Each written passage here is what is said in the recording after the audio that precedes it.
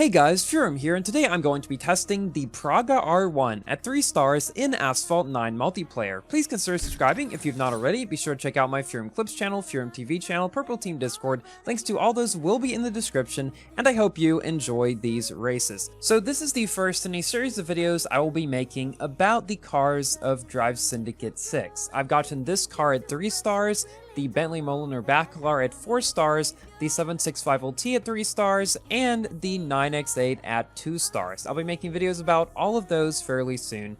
In this video, and in those as well, there will be some races, most likely from the season which was mainly focused on the Drive Syndicate cars, and there will be some races just from the regular multiplayer season. This is for a couple reasons. I've always liked the wide car variety in Multiplayer 1, which is why I typically record most of my videos there if I can. However, during this update, they only decided to make 2 tracks playable per multiplayer season. In the first 2, it was just, Himalayas and Greenland, and in the one that's going on right now, it is just Osaka and Shanghai.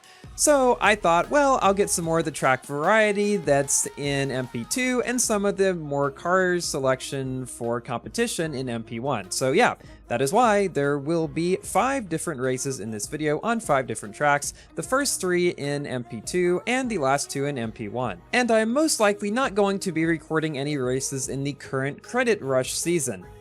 There's no ghosting at the beginning. It's fully slipstream. You get knocked down at the beginning of almost every single race, or at least that's my experience. So yeah, did not have great races with that, unfortunately, in pretty much any car I tried. It is just pure chaos.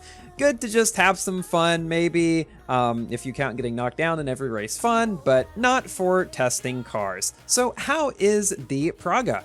Well, as you can see by its stats, its acceleration is by far its best stat.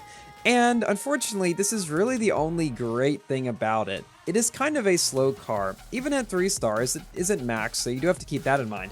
It goes 181 miles per hour, which is really one of the slowest cars in the game. I mean, most cars go at least 175, except for the Leaf, I believe, which goes 173. This car is not too far above that. So what happens a lot of the time, at least when I drove it, is I would get ahead in the beginning due to the great acceleration, and then just slowly start falling back. And you will see this in some of the other races. Thankfully, in some of them, I was able to get far enough ahead that other people were not able to catch back up. And also, the car has decent drifting handling. Nitro efficiency could be better, but it's not great either. Generally though, the best thing is the acceleration and the worst thing is the top speed. So tracks like Rome, for example, and other ones in the current multiplayer season, Osaka and Shanghai, will typically be decent for this car. And as we've seen in that race, Rome isn't too bad either. We beat a 765LT and 4 003Ss above 3000 rank, and this car is just above 2200. Now, I could potentially have 4-starred this car if I had wanted to, or start up any of the other cars inside the Drive Syndicate, maybe 1 or 2 more stars.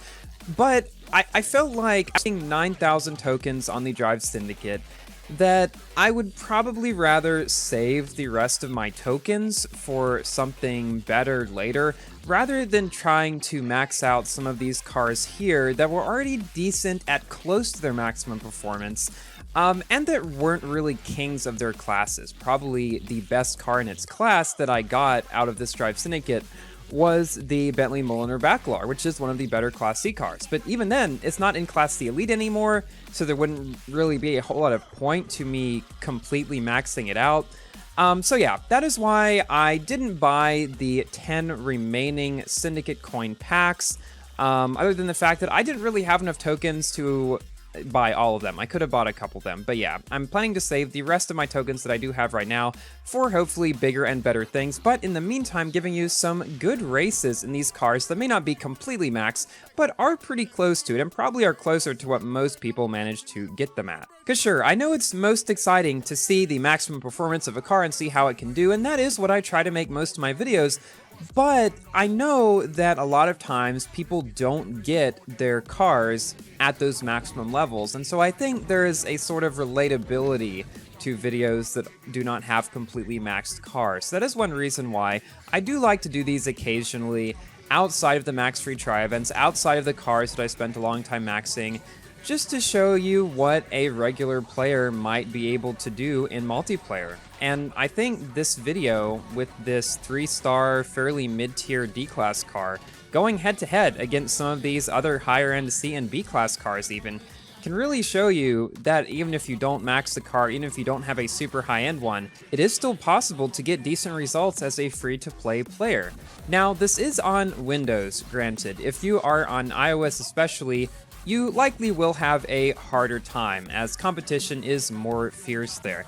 And I am interested to see what will happen in terms of overall competition on platforms whenever cross-platform comes to Asphalt 9, which is supposed to come, I'm not sure, Gameloft said sometime in the future. So it is something they have on their radar, but not something we'll likely see super soon. I would expect it will be at least next year before we get it. Next year meaning 2024. Yeah, 2023, I don't really expect to see that. I don't really know what to expect, honestly, to see for the rest of 2023. But there are two things that I can think of right off the bat. First of all, I hope they continue to bring back Legend Pass cars as free-to-play cars, because that is one thing that has definitely given me a lot more, I guess, faith in Gameloft's previous promises to do that, because for a while, we weren't really sure if they were going to. They kept promising it, but we didn't see it. And then in the past year or so, we have gotten a ton of them. The Murcielago, the Bentley, we got the Gallardo, and these are some fairly good Legend Pass cars too. So I'm hoping that continues.